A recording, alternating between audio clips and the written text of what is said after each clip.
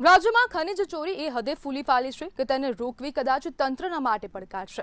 નવાઈની વાત તો એ છે કે ખનિજ ચોરો હવે તો સરકારી ગાડીઓને ટ્રેક કરતા પણ થઈ ગયા છે અને અધિકારીઓની મૂવમેન્ટ પર ધ્યાન રાખે છે। પણ આપણું આધુનિક ટેકનોલોજીથી સજ્જ તંત્ર આ મામલે ખનિજ ચોરોથી પાછળ રહી ગયું છે। પણ સુરેન્દ્રનગર જિલ્લામાં ગેરકાયદેસર ખનિજ ખનન અને વહન કરતા માફિયાઓ સામે પોલીસે અત્યાર સુધીની સૌથી મોટી અને કડક કાર્યવાહી હાથ ધરી છે। એક સાથે 42 જેટલા લોકોની અટકાયત કરી। ખાણ ખનિજ વિભાગની આ કામગીરી ફરી એકવાર સવાલોમાં પણ આવી છે, કારણ કે ચોટીલાના પૂર્વ ધારાસભ્ય ઋત્વિક મકવાણાએ નાના ટ્રેક્ટર ચાલકો, ટ્રક ડ્રાઈવરો અને મજૂરોને ખનિજ માફિયા ગણાવી કાર્યવાહી કરાઈ રહી હોય તેવો પ્રકારનો આક્ષેપ કર્યો છે। આર્થિક તંગી વચ્ચે રોજીરોટી માટે કામ કરતા ગરીબ લોકો સરકારી કાર્યવાહીના ભોગ બની રહ્યા છે તેવા પણ આક્ષેપ કરવામાં આવ્યા। જ્યારે મોટા માછલાઓ સામે અસરકારક કાર્યવાહી થતી નથી। ઋત્વિક મકવાણાની પોસ્ટ વાયરલ થતા હવે સવાલ ઉઠી રહ્યા છે કે તંત્ર ખરેખર માફિયાઓ સુધી પહોંચે છે કે માત્ર નાના લોકો પર જ કાર્યવાહી મર્યાદિત રહી ગઈ છે અને ક્યાં સુધી હવે નાના લોકોને માત્ર દબાવવાનો પ્રયાસ કરવામાં આવશે તેવા પ્રકારના પ્રશ્નો પણ અહીંયા થઈ રહ્યા છે। ચોટીલાના પૂર્વ ધારાસભ્યએ અવાજ ઉઠાવ્યો છે। ગઈકાલ રાતથી જ અટકાયતનો દોર શરૂ થયો હતો અને એક સાથે 42 જેટલા નાના મોટા ખનિજ માફિયાઓને પકડવામાં આવ્યા છે અને આજ મુદ્દે આપણી સાથે ચર્ચા કરવા માટે પૂર્વ ધારાસભ્ય ઋત્વિક મકવાણા જોડાઈ ગયા છે। ઋત્વિકભાઈ, 42 લોકોની અટકાયત કરવામાં આવી છે, કઈ રીતના જોઈ રહ્યા છો? બિલકુલ બેન, આપની વાત સાચી છે।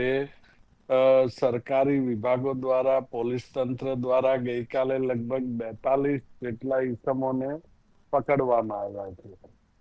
સરકારનો આક્ષેપ એવો છે કે આ લોકો છે સરકારી અધિકારીઓની રેકી કરે છે અને માહિતી આપે છે। ખરેખર તો આ 42 લોકો એવા લોકો છે કે જેને લગભગ 300 રૂપિયાથી 500 રૂપિયા સુધીની મજૂરી મળે છે અને એને આ માહિતી આપે છે। એ લોકો સ્વીકારીએ છીએ અમે, કદાચ એ લોકોએ આવું કર્યું હશે, પરંતુ મૂળ સવાલ એ છે કે કઈ માહિતી આપે છે અને શા માટે આપે છે। એના ઉપર કામ કરવાના બદલે પોલીસ તંત્રએ જે આ નાના માણસો છે એના ઉપર કાર્યવાહી કરી અને પોતાની જાતે જ પોતાની પીઠ થપથપાવે છે। કોઈએ આ પ્રકારની પ્રક્રિયા શા માટે કરવી પડે છે? તો કે વાહન ઓવરલોડ ભરેલું હોય કે એવો કશો પ્રશ્ન હોય તો અધિકારીઓ એમને રોકે છે અને ટ્રક વાળાને કે ટ્રેક્ટર વાળાને કે આવા નાના માણસોને પકડી અને 1 મહિના સુધી વાહનને પૂરી રાખે છે। એના ઉપર મસ્ત મોટા દંડ કરે છે। ખરેખર ખનિજ ચોરી જો તમારે અટકાવવી હોય તો જે જગ્યાએથી ખનિજની ચોરી થઈ રહી છે એ જગ્યાએ અટકાવો। જે જગ્યાએ ખનિજનો ઉપયોગ થઈ રહ્યો છે એને તમે અટકાવો। મુખ્ય જે બંને વપરાશકર્તા અને ઉત્પાદક, એને આપણે બિલકુલ વહીવટી તંત્ર બિલકુલ ડિસ્ટર્બ ન થાય એની પૂરી કાળજી રાખે છે। ઋત્વિકભાઈ, અહીંયા સવાલ ઉભા થઈ રહ્યા છે અને શંકા પણ જઈ રહી છે, તંત્રની અંદરથી માહિતી લીક થવાની શક્યતા કેટલી છે? આપને શું લાગે છે? 100% માહિતી લીક થઈ રહી છે, એટલા માટે કે ખનિજ ઉદ્યોગ સાથે પોલીસ તંત્ર, રેવન્યુ તંત્ર અને ખાણ ખનિજ એ લોકોની ભાગીદારી હોવાની વાત પણ આવે છે।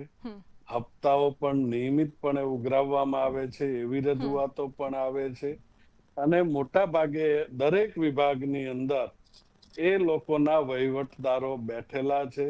પોલીસ તંત્રના દરેક સેલ ડિપાર્ટમેન્ટમાં પણ એના વહીવટદારો છે, માત્ર પોલીસ નહીં। સ્થાનિક પોલીસ સ્ટેશન હોય તો એનો વહીવટદાર અલગ, LCB હોય તો એનો વહીવટદાર અલગ, SOG હોય તો એનો વહીવટદાર અલગ, એની પેલી ચેકિંગ માટેની સ્કોડની ટીમ હોય તો એનો વહીવટદાર અલગ। હવે તો નામ ન સાંભળ્યા હોય એવી એજન્સીઓના પણ અલગ અલગ વહીવટદારો છે, જેને નથી તો ખાણ ખનિજ સાથે લેવા દેવા કે નથી એને RTO તરીકેની કામગીરી સાથે લેવા દેવા। એવા વિભાગો પણ આ પ્રકારની વહીવટદારો સાથે વહીવટ કરે છે। ઋત્વિકભાઈ, હવે વહીવટદારો દ્વારા વહીવટો થઈ રહ્યા છે, પણ તંત્ર કેમ એમ નથી પકડતી? લોકો જે ખનીજ માફિયા છે તેમને કેમ નથી પકડતા? કારણ કે ઇન ધ એન્ડ હવે આપણી જમીનોનું નુકસાન થઈ રહ્યું છે, પર્યાવરણનું નુકસાન થઈ રહ્યું છે, અને લોકો તો તે ખાડામાં ડૂબીને મરી રહ્યા છે. તો તંત્ર કેમ આ ખાડા કાન કરે છે? માત્ર પૈસાથી જ બધું થવાનું છે? એને બે રીતે જોવાની જરૂરિયાત છે. સૌથી પહેલા તો આ સરકારની જવાબદારી છે. સરકાર જ્યારે દર વર્ષે બજેટ બનાવે છે કે પ્રતિ વર્ષ આપણે 100 રૂપિયા ખર્ચ કરવાની જરૂર પડશે, તો 100 રૂપિયા ક્યાંથી આવશે એનું આયોજન રાજ્ય સરકાર કરે છે. તો એવી જ રીતે રાજ્ય સરકારે કેટલા ખનીજનું કઈ જગ્યાએ જરૂરિયાત પડશે અને એનું ઉત્પાદન કઈ જગ્યાએથી કોણ કરશે, એના માટેનું ટેક્સ કેવી રીતે લેવાશે, એના માટેનું કોઈ જ જાતનું આયોજન રાજ્ય સરકાર પાસે નથી. મેં મારા વિડીયો પેલા ઇન્ટરવ્યુ માટે સવારે કોઈ ભાઈ આવ્યા હતા, એને પણ કહ્યું હતું, એક્ઝામ્પલ આપ્યું હતું કે અમદાવાદ થી રાજકોટ નેશનલ હાઈવે 6 લેન બન્યો, એની અંદર તમારે કેટલી માટીની જરૂર પડશે, કેટલી કપચીની જરૂર પડશે, આટલા ઓવરબ્રિજ બન્યા છે તો કેટલી રેતીની જરૂર પડશે, તમામ વસ્તુઓ આપણી પાસે પહેલેથી એસ્ટિમેટેડ છે. આજની તારીખે બેન હું ચેલેન્જ સાથે કહું છું કે એની અંદર વપરાયેલી રેતી, કપચી અને માટી 80% કરતા વધારે ચોરી કરીને વપરાયેલી આઈટમો છે. અહીંયા રાજકોટનું એરપોર્ટ મારે ચોટીલામાં જ બન્યું છે બેન. એ તો એના કરતા પણ એક સ્ટેપ આગળ છે કે અંદર ને અંદર ગેરકાયદેસર માઇનિંગ કર્યું, અંદર ને અંદર ક્રશર મૂકવામાં આવ્યો અને અંદર ને અંદર કપચી ઉત્પન્ન કરવામાં આવી અને એનો ઉપયોગ એરપોર્ટના બાંધકામ માટે કરવામાં આવ્યો, જે 100% ઇલીગલ છે.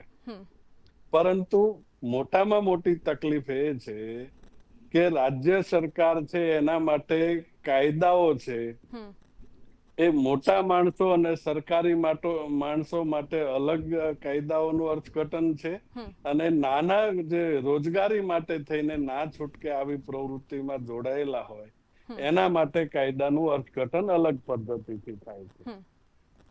જો એ પદ્ધતિ અટકાવવામાં આવે તો ચોક્કસપણે આનું નિરાકરણ આવી શકે એમ છે. નાના માણસોએ પણ આ વ્યવસાયમાં પડવું હોય તો ખાણ ખનીજ વિભાગ, રેવન્યુ વિભાગ એને યોગ્ય માર્ગદર્શન આપવું જોઈએ, યોગ્ય નેટવર્ક સ્થપાવવું જોઈએ અને એના માટેનું યોગ્ય માળખું સ્થપાવવું જોઈએ. જી બિલકુલ. ઋત્વિકભાઈ, જોડાવા બદલ આપનો આભાર.